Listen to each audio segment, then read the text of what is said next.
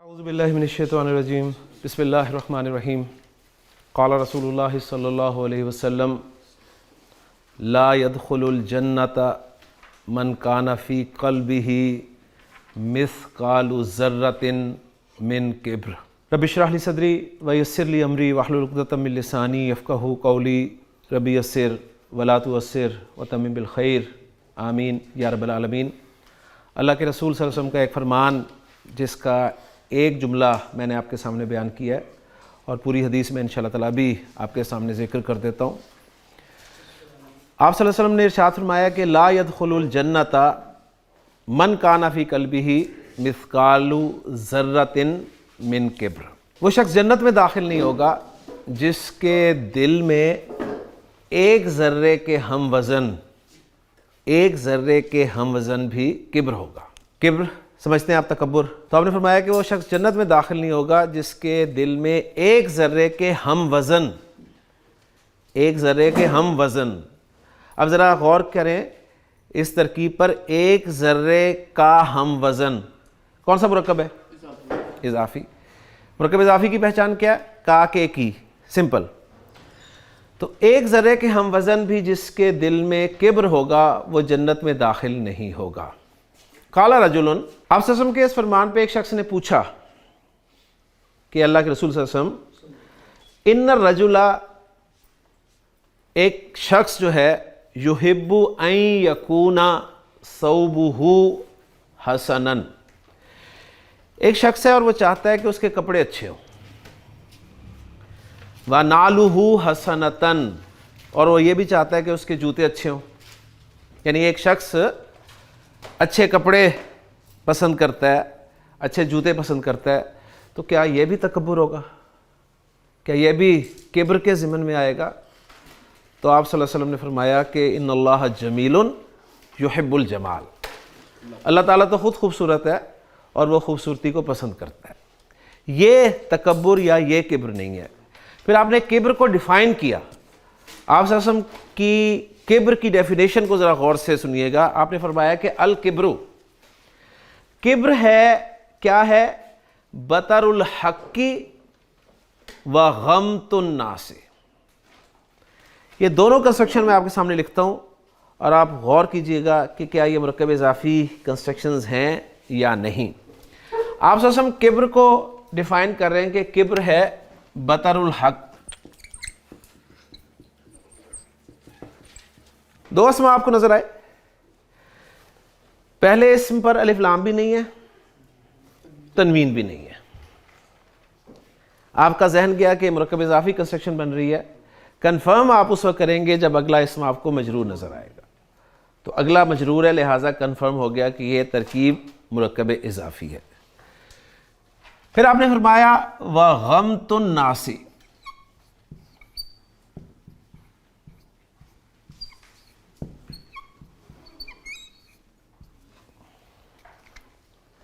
اس construction میں بھی غور کریں۔ پہلا لفظ الف لام کے بغیر، تنوین بھی نہیں ہے، اگلا لفظ مجرور، تو کنفرم ہو گیا مرکب اضافی۔ اور یہ دونوں مرکب اضافی اعراب کے اعتبار سے کس حالت میں شو ہو رہے ہیں؟ مرکب اضافی کا مرفوع، منصوب یا مجرور ہونا کہاں سے پتہ چلتا ہے؟ مضاف سے۔ مضاف الیہ نے تو ہونا ہی مجرور ہے، اس نے تو ہونا ہی مجرور ہے، پتہ آپ کو چلے گا مضاف سے۔ تو بطر مرفوع ہے، غمط مرفوع ہے، تو یہ دونوں مرکب اضافی مرفوع استعمال ہوئے ہیں۔ اب ان کے معنی کیا ہیں؟ بطر الحقی کا معنی ہے حق کا انکار کر دینا۔ حق بات سامنے آ گئی اور آپ نے اسے حق جانتے ہوئے، ایک ہے کہ آپ کو ابھی حق کلیئر ہی نہیں ہے، وہ اور صورت حال ہے۔ ایک ہے آپ کو حق کلیئر ہو گیا، اور آپ کو یاد ہوگا ابو جہل، اس کے بارے میں آتا ہے کہ اس سے جب ایک پرائیویٹ مجلس میں پوچھا گیا کہ محمد صلی اللہ علیہ وسلم جو دعوت لے کر آئے ہیں، تمہارا اس کے بارے میں کیا خیال ہے؟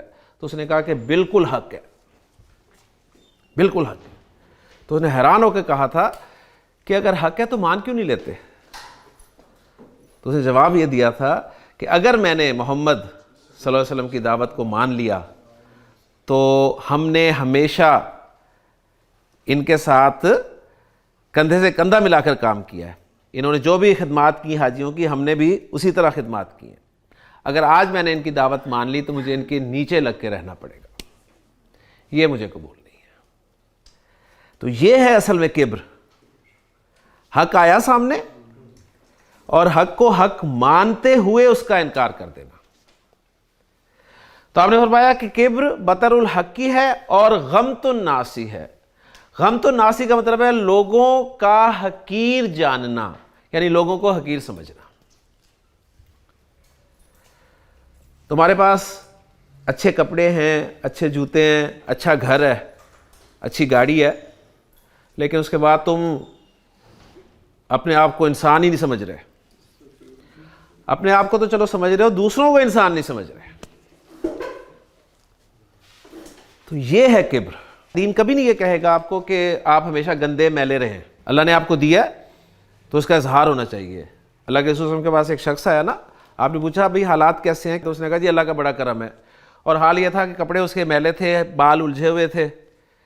آپ نے کہا اگر اللہ کا کرم ہے تو کرم نظر نہیں آ رہا. کرم نظر بھی آنا چاہیے نا. تو تکبر کیا ہے؟ حق سامنے آ جائے تو اس کا انکار کر دینا اسے حق مانتے ہوئے، یا پھر دوسرے لوگوں کو حقیر جاننا. یہ تکبر ہے. اور اس میں پہلی کنسٹرکشن جو مرکب اضافی کی ہے وہ بھی آپ کے سامنے رکھتا ہوں، اور اسی سے بات کو ہم آگے شروع کرتے ہیں. آپ نے فرمایا کہ لا يدخل الجنۃ من کان فی قلبہ مثقال ذرۃ.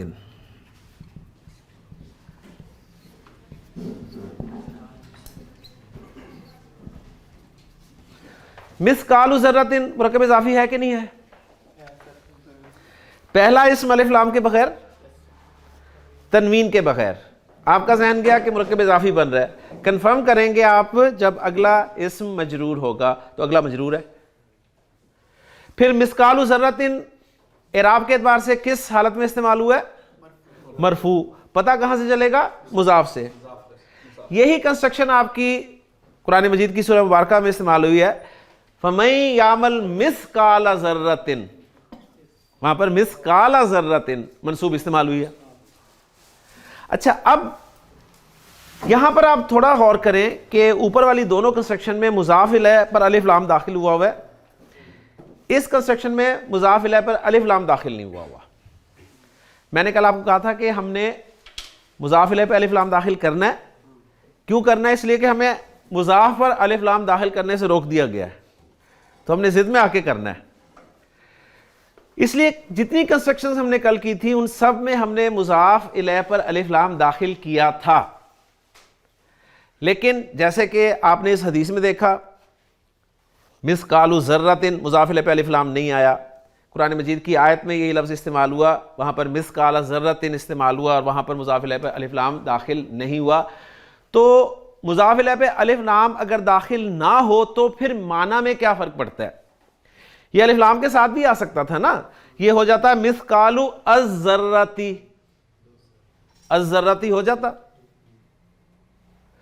اگر الف لام داخل نہیں ہوا تو معنی میں کیا فرق پڑا؟ اب یہ میں آپ کو بتانے لگا ہوں. ذہن میں رکھیے، جب بھی عرب نکرہ لاتا ہے نا، کسی چیز کو نکرہ لاتا ہے تو اس وقت اس کا مقصد کچھ اور ہوتا ہے. ہم عام طور پہ جب معرفہ لاتے ہیں نا پھر مراد ہماری کچھ اور ہوتی ہے. لیکن عربی زبان میں جب بھی آپ کہیں پر نکرہ دیکھیں تو وہاں پر آپ کے کان کھڑے ہونے چاہیے کہ یہاں پر کوئی خاص پوائنٹ ہے، یہاں پر کوئی خاص پوائنٹ ہے. تو یہاں پر خاص پوائنٹ عام طور پہ یہ ہوتا ہے کہ اب مثقال ذرۃ کا ترجمہ ہم یہ نہیں کریں گے کہ ذرے کے ہم وزن، ذرے کے ہم وزن یا ذرے کا ہم وزن، یہ ترجمہ نہیں کریں گے، بلکہ اس کو نکرہ کے مفہوم میں لا کر کہ ایک بھی ذرے کے ہم وزن، کسی ایک ذرے کا ہم وزن، اس پہ سٹریس ہو گیا. ٹھیک ہے نا؟ یعنی ذرہ ویسے ہی ذرہ ہے، لیکن جب آپ نے اسے کہہ دیا ایک ذرہ، اور وہ کوئی بھی ایک ذرہ ہو سکتا ہے، کوئی بھی ایک ذرہ ہوتا ہے، تو اس وقت آپ مضاف الیہ کو نکرہ لائیں گے. اس لیے یہ مفہوم آپ کو سمجھ میں آئے گا. آپ صلی اللہ علیہ وسلم نے فرمایا کہ وہ جنت میں داخل نہیں ہوگا جس کے دل میں ایک ذرے کے ہم وزن بھی، کسی ایک ذرے کے ہم وزن بھی کبر ہوگا. تو مضاف الیہ کے نکرہ لانے سے جو ہے یہ تبدیلی آتی ہے مفہوم میں. اسی طرح ایک اور حدیث میں آپ کے سامنے رکھتا ہوں، اس میں آپ دیکھیں گے کہ اس میں بھی نبی کریم صلی اللہ علیہ وسلم نے مضاف الیہ کو نکرہ استعمال کیا. آپ صلی اللہ علیہ وسلم نے فرمایا کہ کن فی الدنیا، دنیا میں اس طرح رہ، دنیا میں اس طرح زندگی گزار، کأنک غریب، گویا کہ تو کوئی اجنبی ہے، او یا عابر سبیل. چیک کیجئے یہ کنسٹرکشن مرکب اضافی ہے کہ نہیں ہے؟ مرکب اضافی ہے. پہلا اسم الف لام کے بغیر، تنوین بھی نہیں ہے. دوسرا اسم مجرور، کنفرم مرکب اضافی. اب مضاف الیہ پر الف لام داخل نہیں ہوا. یہ عابر السبیلی بھی ہو سکتا تھا، لیکن یہاں پر نکرہ لایا گیا مضاف الیہ کو، تو اس کا مطلب ہے کسی راستے کا پار کرنے والا، کسی راستے کا عبور کرنے والا. ورنہ اگر الف لام لگا ہوتا تو ہم کہتے راستے کا عبور کرنے والا، کسی راستے کا، کسی بھی راستے کا عبور کرنے والا. یعنی آپ فرما رہے ہیں کہ دنیا میں زندگی ایسے گزارو گویا کہ تم کوئی اجنبی ہو. اجنبی کے لیے عربی زبان میں غریب کا لفظ استعمال ہوتا ہے، کاننا کا غریبن، گویا کہ تو کوئی اجنبی ہے. وہاں بھی غریبن کا ترجمہ میں کوئی اجنبی کے ساتھ کر رہا ہوں، گویا کہ تو ایک اجنبی ہے، گویا کہ تو کوئی اجنبی ہے. اور ہمارے ہاں تو ویسے بھی غریب جو ہوتا ہے وہ اجنبی ہی ہوتا ہے جی. غریب کو کوئی جانتا ہے جی؟ غریب کو کوئی نہیں جانتا. تو زندگی ایسے گزارو گویا کہ تم کوئی اجنبی ہو یا کسی راستے کے پار کرنے والے ہو. زندگی ایسے گزارو جیسے تم کسی راستے سے گزر رہے ہو اور اس کو تم نے پار کرنا ہے. یعنی یہ منزل نہیں ہے تمہاری، یہ رستہ ہے. اور رستے میں کوئی بھی شخص جو ہے وہ آپ کو معلوم ہے کہ دل نہیں لگاتا. یہاں تک کہ رستے میں تو عام طور پہ لوگ گھر بھی نہیں بناتے، نہیں بناتے نا.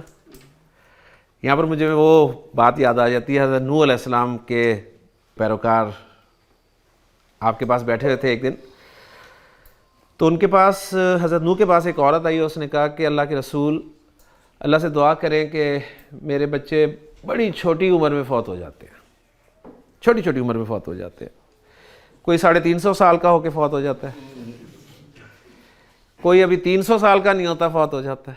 یعنی آپ دیکھیں نا، حضرت نوح علیہ السلام نے 950 سال تو دعوت دی ہے، اور حضرت نوح کی عمر ظاہر بات ہے 950 سال سے زائد ہی ہوگی نا. تو اس وقت انسانوں کی عمریں اتنی تھیں. تو اس نے کہا کہ دعا کریں میرے بچے 350 سال کا کوئی فوت ہو رہا ہے، کوئی 400 سال کا، تو ذرا کوئی دعا کریں کوئی عمر زیادہ ہو. تو حضرت نوح نے ان لوگوں کو بتایا کہ جو آخری امت آئے گی نا، اس میں لوگوں کی ایوریج عمر جو ہے نا وہ 60 سال ہوگی. ایوریج عمر 60 سال ہوگی. اب کہاں 800 سال ایج اور کہاں 60 سال. تو جو آپ کے پاس موجود لوگ تھے نا، انہوں نے حیران ہو کے پوچھا تھا کہ اللہ کے رسول، پھر وہ لوگ رہنے کے لیے مکان تو نہیں بنائیں گے نا؟ وہ رہنے کے لیے مکان تو نہیں بنائیں گے؟ جس کی عمر ہی 60 سال ہے وہ مکان کیسے بنائے گا؟ کہ ہماری پوری ایک 60 سال کی زندگی ایک مکان بنانے میں ہی لگ جاتی ہے. ایک مکان بن جائے، ایک مکان بن جائے ہمارا اپنا.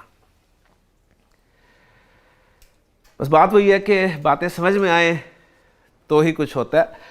بہرحال جی، میں نے یہ پوائنٹ بھی آپ کے سامنے رکھ دیا مرکب اضافی میں، کہ مرکب اضافی میں مضاف الیہ جب نکرہ ہوتا ہے تو پھر آپ نے ترجمے میں کیا فرق کرنا ہے. یعنی اس لفظ کو آپ ایک یا کسی یا کوئی جیسے لفظوں کے ساتھ ذکر کر سکتے ہیں. اس طرح قرآن مجید کی ایک آیت کل ہم نے سورہ آل عمران کی آخری رکوع کے حوالے سے سنی تھی نماز میں، کہ اللہ تعالیٰ نے فرمایا کہ عمل عاملن،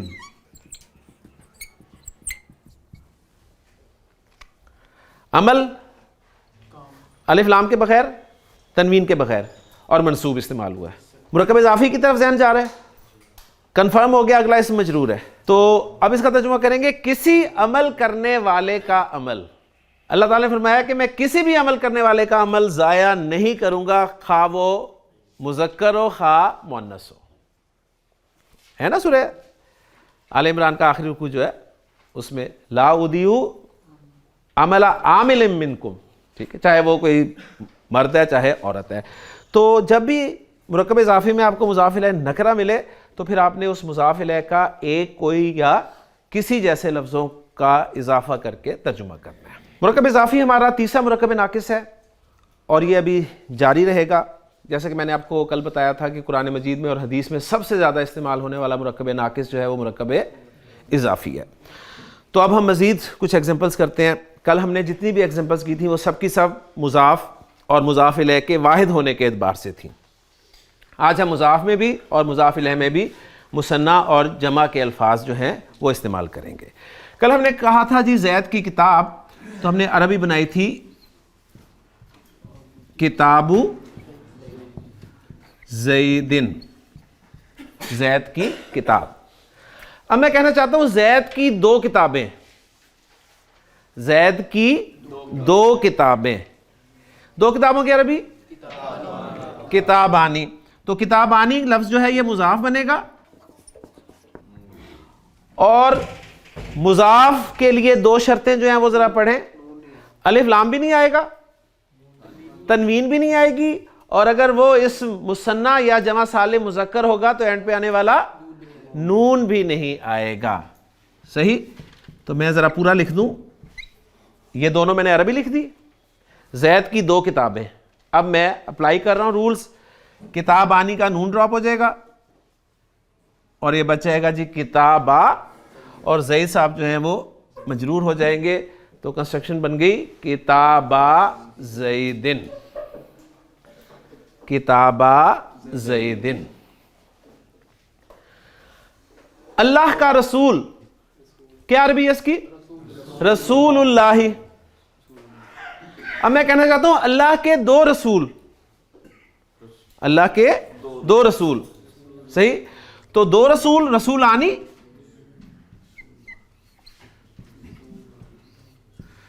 رسولانی نون میں ڈراپ کر دوں گا، نون ڈراپ کر دوں گا، مضاف کی جگہ پر لا رہا ہوں، اور اس میں جلالہ مجرور ہوگا. پڑھیں گے آپ اس کو ملا کر رسول اللہ. صحیح؟ یعنی سننے میں آپ کو اگر کوئی بولے رسول اللہ تو آپ کو کبھی بھی نہیں لگے گا کہ آپ مثنیٰ بول رہے ہیں، لیکن اگر تھوڑا سا غور کریں تو بالکل مثنیٰ بول رہے ہیں، اس لیے کہ کوئی بھی مرکب اضافی یا منصوب بغیر وجہ کے بول ہی نہیں سکتے. ہم جو بھی کنسٹرکشن بنا رہے ہیں مرفوع بنا رہے ہیں نا. میں نے آپ سے کہا جی اللہ کے رسول کی عربی کیا ہے، آپ نے کہا جی رسول اللہ. آپ نے کہا کہ جی رسول اللہ یا رسول اللہ، یہ نہیں کہی نہیں آپ نے مرفوع ہی بتائی جی رسول اللہ. تو مرفوع ہی بولتے ہیں ہم عام طور پہ. ہاں جہاں پر لکھا ہوا ہوگا وہاں پہ ہمیں کنفرم ہو جائے گا. اس لیے جب میں رسول اللہ ہی بولوں گا تو آپ کا ذہن جانا چاہیے کہ اچھا میں منصوب تو بول نہیں سکتا، تو اس کا مطلب ہے یہاں پر مثنیٰ بولا جا رہا ہے. اور لکھا ہوا کنفرم ہو جائے گا. لکھا ہوا تو آپ کو نظر آ رہا ہے، الف نظر آ رہا ہے، تو وہ پتہ چل رہا ہے آپ کو کہ یہ مثنیٰ تھا جس کا نون ڈراپ ہو گیا. کلیئر ہو گیا جی؟ تو مثنیٰ کی ایگزامپل آپ کے سامنے آ گئی مضاف کی جگہ. اب ہم ذرا کچھ جمع والے الفاظ استعمال کر کے دیکھتے ہیں. مثلا میں کہتا ہوں جی مکہ کے مسلمان، مکہ کے مسلمان. مسلمان کے لفظ بتا رہا ہے کہ مسلمان جمع ہے، ایسے ہی ہے نا. تو مسلم کی جمع کیا ہے؟ مسلمون. میں مسلمون ابھی صرف میں ویکیبلری رکھ رہا ہوں، مسلمون اور مکہ میں نے ویکیبلری رکھ لی. مکہ پہ میں ال داخل کروں